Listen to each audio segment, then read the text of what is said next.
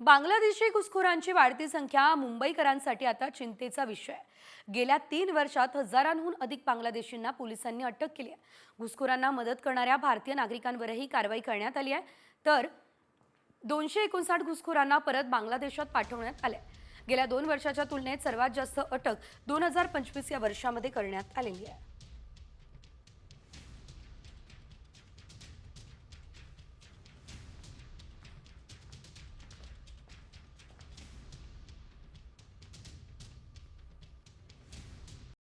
Comscore नुसार आता isakal.com आहे देशातील नंबर 1 ची मराठी न्यूज वेबसाईट। प्रत्येक अपडेटसाठी isakal.com ला नक्की भेट द्या।